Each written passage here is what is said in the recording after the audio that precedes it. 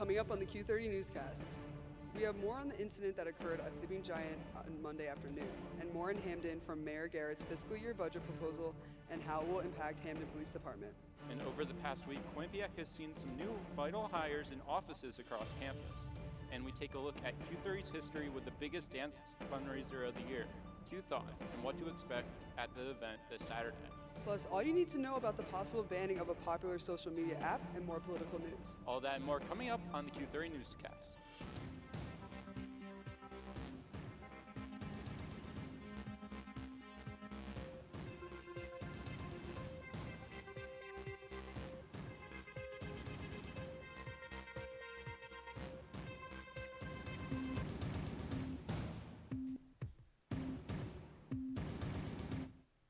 Welcome to the Q30 Newscast. I'm Liz Ippolito. And I'm Dylan Summer. We start tonight with an update on the Sleeping Giant incident that occurred on Monday. At approximately 1 p.m., an individual displayed a weapon at the Sleeping Giant State Park. Paul Kopelman, the Media Public Relations Manager at the Department of Energy and Environmental Protection, said, quote, "An apparent violation of Connecticut General Statute Section 53206C, which specifies that no person shall carry, draw, exhibit, or brandish a facsimile of a firearm or simulate a firearm in a threatening manner, with intent to frighten, vex, or harass another person," end quote. According to the Department of Energy and Environmental Protection, the area is safe now and the individual is believed to have left the area where the report occurred. It is believed that there is no threat to the public and the area remains safe. If anyone has any more information, please call 860-424-3333. Staying in Hamden, we have some new details on the mayor budget proposal. Mayor Garrett of Hamden is presenting her fiscal budget proposal to Legislative Council. Julia Barcello has more. Monday evening, Mayor Lauren Garrett held her 2024 through 2025 fiscal year budget proposal to the Hamden Legislative Council and Hamden residents. Garrett began the meeting with a brief introduction and her main goal to improve the living experience in Hamden. Early in her campaign, one of Garrett's biggest goals was to improve Hamden Police Department. Sure that we have the resources that the police department needs, so we're close to full staffing, and there's still a lot that we have to do to make sure that they have all the tools that they need to do their job. Garrett is close to fully achieving this goal with a new grant from the Human Police Department Communications. New congressionally designated spending. We applied for it last year, and we just found out that we're receiving $963,000 for the Hamden Police Department communications upgrade. In an interview, she further said improvements are being seen. Already seeing an improvement in our crime statistics. We are getting more equipment for the police department that they need, like new police radios. So by having the police department fully staffed, they're just able to utilize their officers more than just the simple patrol that they were able to do before. According to Hamden crime statistics, during Garrett's time in office, the total number of calls for service has decreased by 5,323, now at a total of 43,682 in 2023. Hamden should expect to see an increase in safety across town. Reporting from Hamden, Julia Barcello, Q30 News. Claude Mayo has recently been selected to be the first Director of Inclusive Excellence in the Office of Inclusive Excellence. Mayo was previously the Director of Academic Integrity and a pre-law advisor. His duties include the expansion of the Inclusive Excellence programming, directing and providing inclusive excellence training, and ensuring that Quinnipiac is a welcoming environment. Our charge is to go out and connect every single department, every single area, whether it be the residence halls, be it in the different classrooms, even the departments on the professional level. We really want to sort of make partners across campus. We will be a department of about 7, which means that we can go out and do all of the multicultural diversity education work that's necessary here. On March 11th, Patricio Jimenez took over as Quinnipiac's new Title IX coordinator. With his role, he'll be responsible for overseeing the Title IX process, providing training for the university community, conducting investigations of complaints, and ensuring a fair and neutral process for all parties involved. Previously, Jimenez served as the Title IX investigator at Syracuse University. In that role, he was responsible for conducting investigations into student, staff, and faculty reports on violations of anti-discrimination and anti-harassment policies.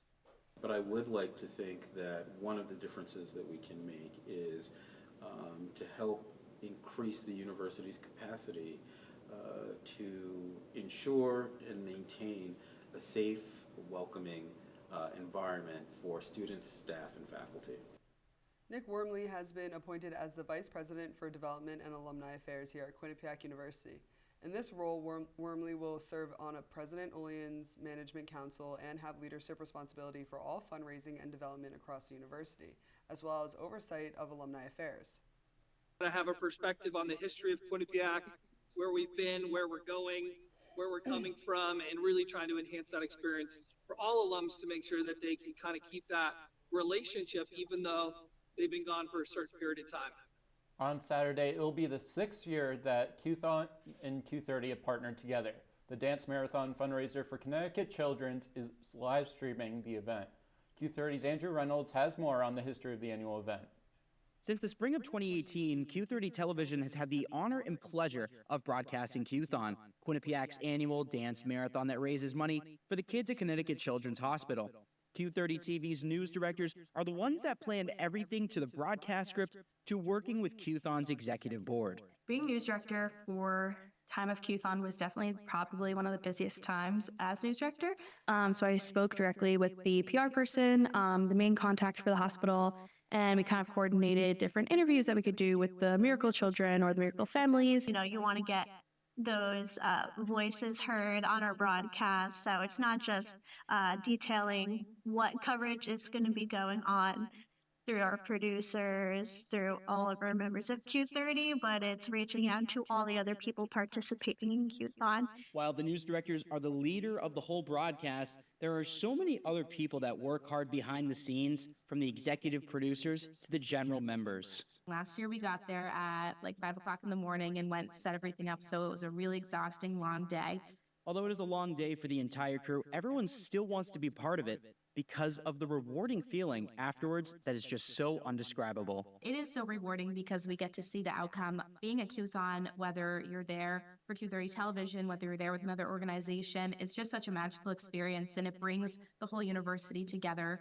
I remember feeling this like rush of emotion when they announced the amount of money that they had raised, and I was so overwhelmed with like this rewarding feeling of, oh my god, we made it and it's over and we did it, and it was for this amazing cause. Even though it was so much work and time and effort, you know, we broadcast, like we did that, and I was very happy, and I remember I cried. And Q30 is absolutely ecstatic and excited to be able to broadcast QTHON this Saturday. For Q30 Television, I'm Andrew Reynolds.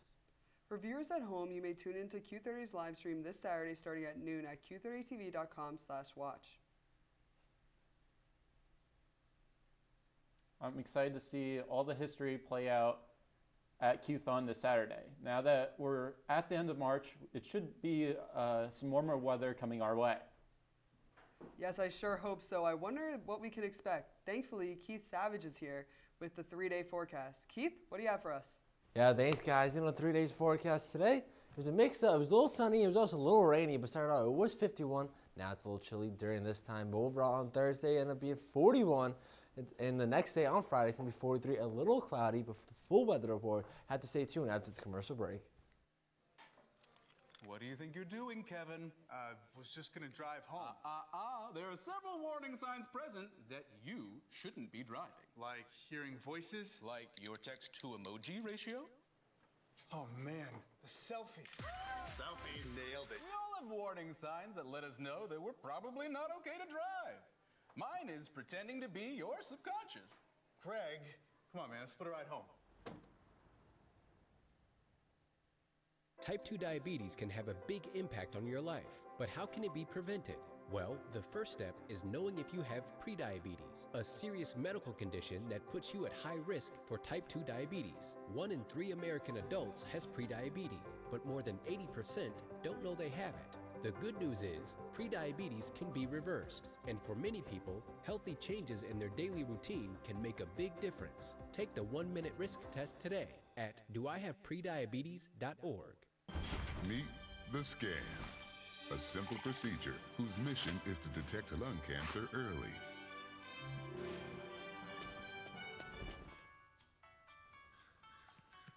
I'm here to save you!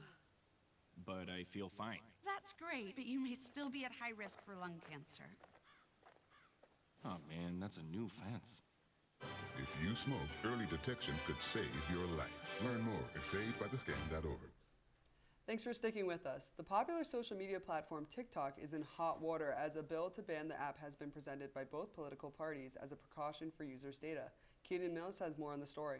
Last Wednesday saw a bill in the U.S. House of Representatives pass easily in a bipartisan effort that would force a sale of TikTok. If ByteDance, the Chinese company that owns the app, refuses to sell, the popular platform would be banned from American app stores. The main point of concern is ByteDance's close connection to the Chinese government, and there is belief that they are sharing American data. Some are saying there's a lack of evidence. So there's no proof that a hostile government is somehow hijacking U.S. information. But that's the fear that's driving this bill. If the bill eventually passes, ByteDance would have 6 months to find a buyer. The app has 170 million American users. That's over half the country.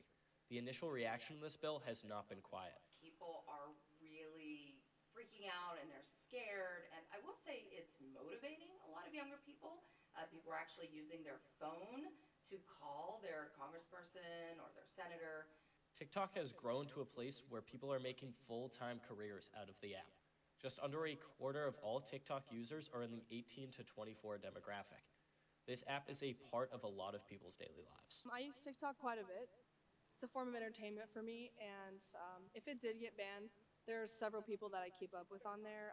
President Biden has shown encouragement of the bill, saying he would sign it if it got to his desk. TikTok has also mentioned they would do everything they can to appeal and lengthen out the process before the ban would go into place. The bill now falls to the U.S. Senate to see what's next for TikTok. Will people keep on scrolling, or is it a ban that will be in the app's future? Reporting for Q30 News, Keena Mills. Yesterday, QTHON's Week of Hope continued with a game of bingo. The event lasted from 9:15 to 11:45 p.m., and it was designed to get students excited for QTHON on Saturday. A poverty and health panel was held today from 12 to 1 at the School of Law and Medicine, addressing the pervasive issue of poverty and its effects on the public health in New Haven and our broader community. This event took place as a dynamic panel discussion and invited a lawyer as well as a frontline street health provider in New Haven. Members of the audience can ask the panel questions about poverty and its effects on public health in New Haven area and in general. The panel discussed the difficulty of addressing basic needs in the community such as food, healthcare, and education, the widespread shortage of affordable housing, education disparities amongst prestigious universities in the area, and reforming the criminal justice system. People are people, and there are good people and there are bad people, you know. And just because you're homeless doesn't mean you're a bad person. Just because you're a drug user doesn't mean you're a bad person. There has been so much political movement throughout the nation's capital this week. Yes, and more details on the banning of TikTok. Here with more is Maeve Campbell. Thank you, Liz and Dylan. This week, former President Donald Trump faced a major setback in his legal battles. Trump's lawyers revealed on Monday that he failed to secure a $464 million bond in a civil fraud case brought against him by the New York Attorney General. Despite approaching 30 companies, none are willing to back the bond. Trump's lawyers argue that the judgment is too big for bonding companies to handle. They are asking for a delay until after Trump's appeal. This follows a $355 million judgment. As the March 25th deadline approaches, there's an emerging threat of a financial crisis for Trump, with the New York Attorney General's office potentially seizing his assets. Moving over to Congress, the House is getting ready for an important vote to select a new Speaker. Republican nominee Representative Jim Jordan appears to be on his way to securing the 217 votes needed to win speakership. The House has been without a Speaker since October 3rd, when Representative Kevin McCarthy was ousted from his position. Since his removal, Representative Patrick McHenry has temporarily held position as Speaker. On March 13th, the House passed a bill aiming to ban TikTok from operating and forced its sale in the U.S. However, the Senate is proceeding cautiously, with many contemplating adjustments. Many senators agree with the House's bills aimed to protect national security, and officials worry about Chinese influence on the U.S. public opinion. Senate Majority Leader Chuck Schumer hasn't yet decided on the bill, but Chairwoman Maria Cantwell is suggesting lawmakers plan to take their time to review the bill and may suggest changes. It could be months before the Senate votes on a revised bill. and this delay gives time for senators to be influenced on keeping TikTok. That's all I have for politics this week. Back to you guys at the desk. Coming up after the break, we have Keith Savage with the 7-day forecast. That's right. Hopefully he'll tell us that more warm weather is on the way. Stay with us. Multiple studies have shown that marijuana can slow both driver reaction and response time, which can be really dangerous. He's here. He's here. Wait. What? I can't drive. Why? My. Oh.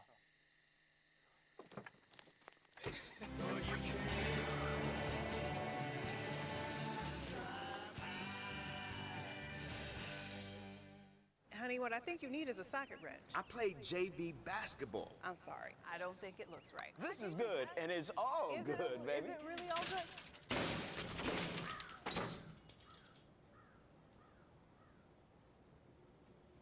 If you love me enough to routinely test your handyman skills, not to mention the strength of your marriage, then of course you'll visit nhtsa.gov/the right seat to make sure I'm in the right car seat. I'm gonna call my dad.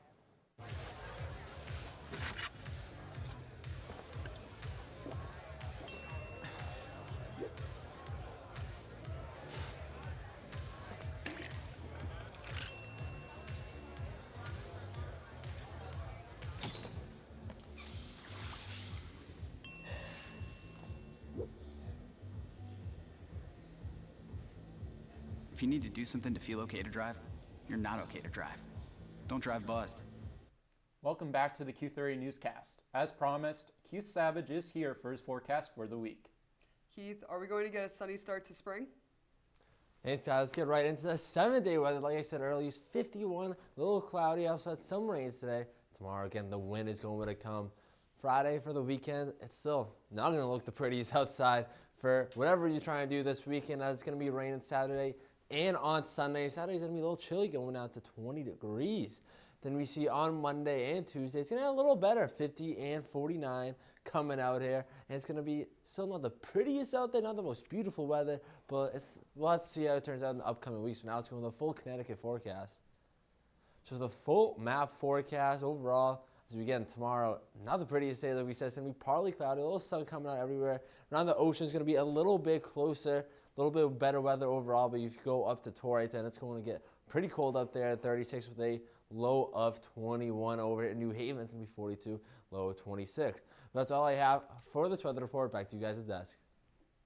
Another #adulting seminar titled That's So Easy took place yesterday, March 19th from 5 to 6. This crash course in home economics brought students up to date on everything from fixing buttons and hems to getting stains out to tying ties. The event was led by Gina Frank, the Dean of Graduate Student Affairs. At 2:30 p.m. today, Quinnipiac's academic coaches held the beginning session of a weekly workshop where students will be provided with academic success tips and resources to help them excel. Each workshop will consist of a brief introduction to a particular skill set.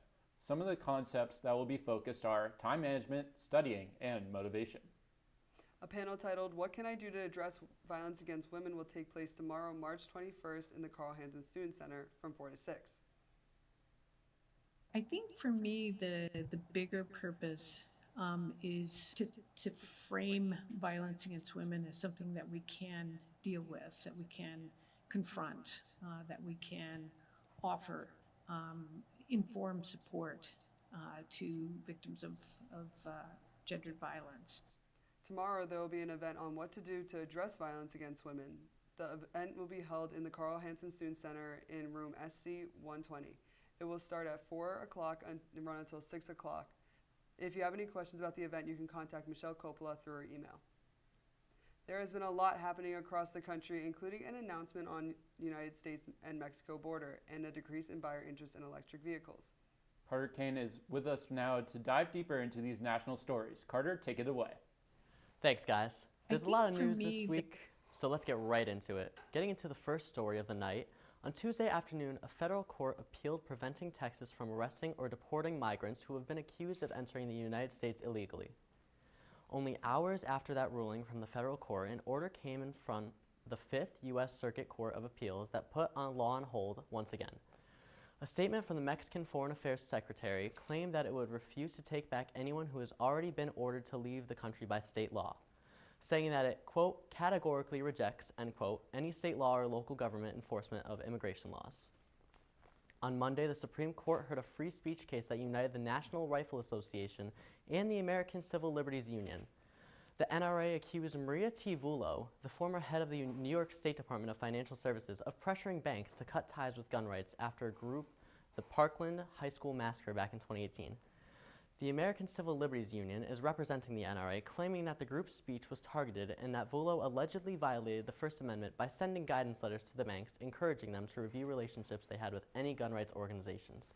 Vullo's attorney urged justices to not accept the NRA's claims, explaining how that would empower other lawsuits to occur. And finally, jumping to our last story of the night, electric vehicle sales have been decreasing since the start of the year. Companies such as Ford are reducing production on a lot of their EV cars. Car rental company Hertz explains how there has been a low demand for electrical vehicles and that they believe they move too quickly towards this.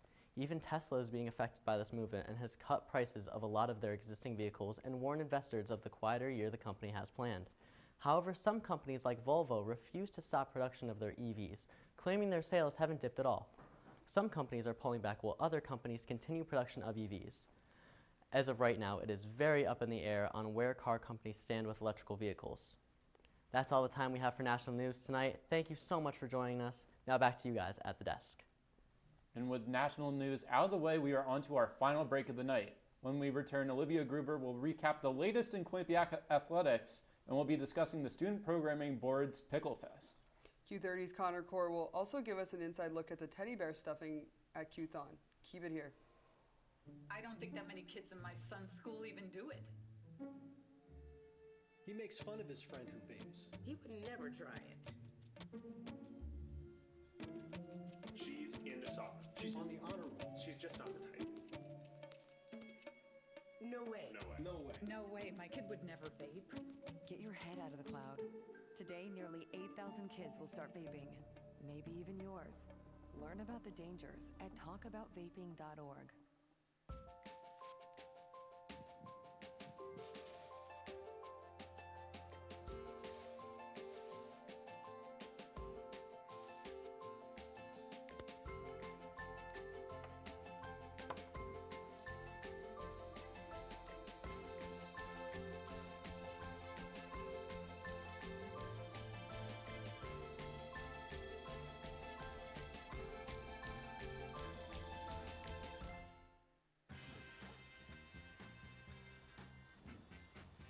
When we adopt a shelter pet, we discover they're a unique mix of all kinds of things. Come on, Jules, spot on this last one. There it is.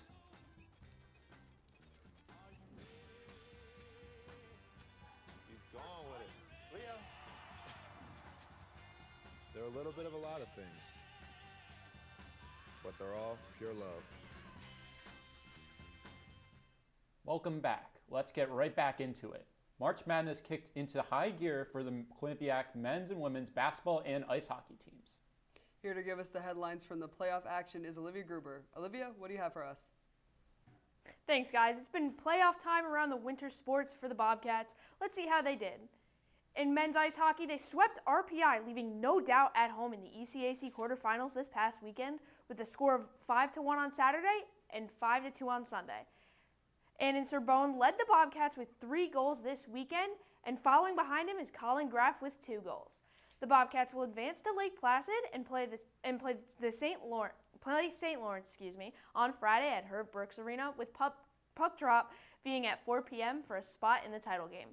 Quinnipiac will try and win the conference tournament for the first time since 2016, after yet again raising the regular season championship trophy. Moving on to the hardwood, both the men's and women's basketball teams fell short in the MAC tournament in Atlantic City. On the women's side, the Bobcats played St. Peter's in the opening round, winning 68-63 in a close matchup. It was the Ava Seleni show as she led the Bobcats with 19 points. They advanced to the quarterfinals where they fell short to Niagara with a score of 56-70. Quinnipiac kept it close in the first half, but the Purple Eagles just had enough to get the win. 15 points from first-year Carson Martin was not enough to keep the Bobcats season alive. The Bobcats have not lifted the MAC championship trophy since 2019.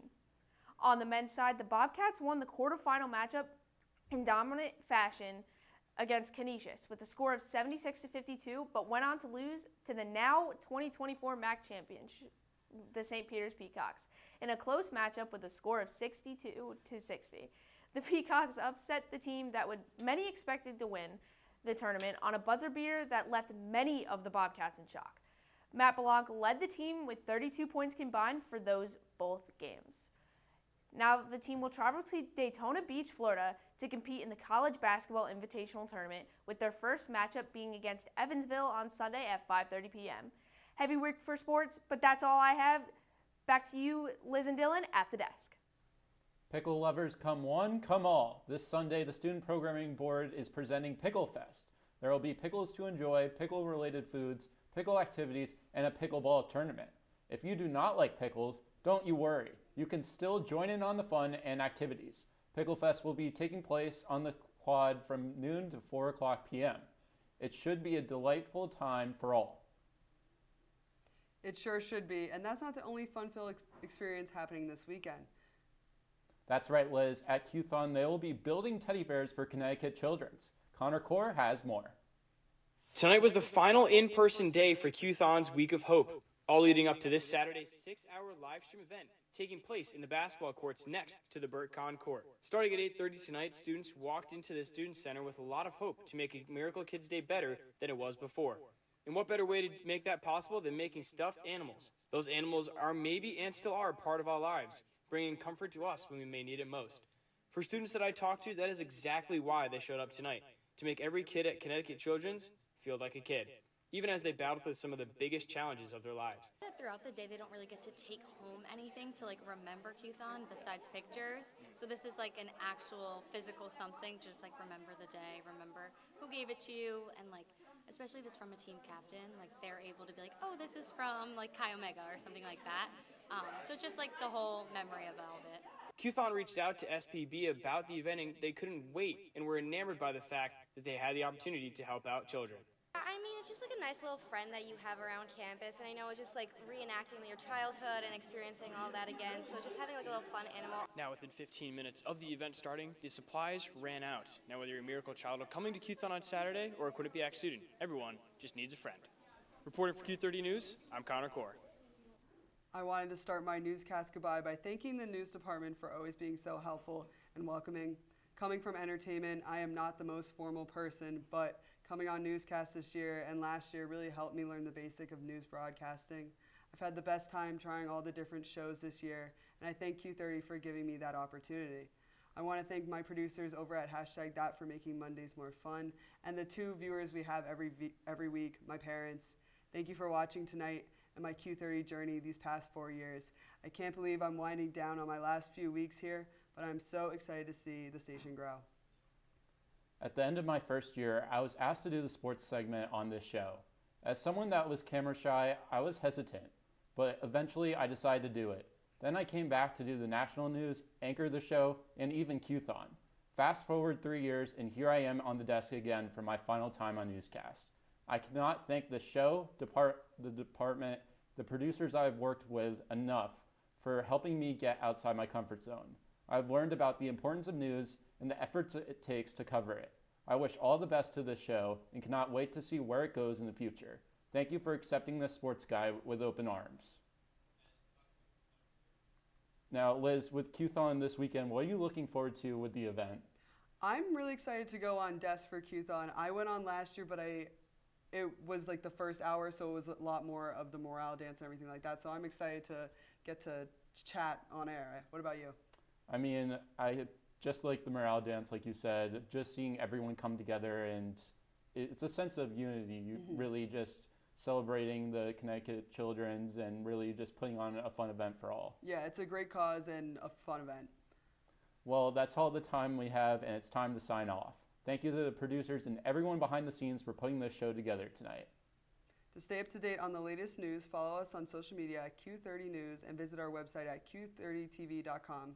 For one last time, for Dylan Summer, I'm Liz Ippolito. Good night, Bobcats.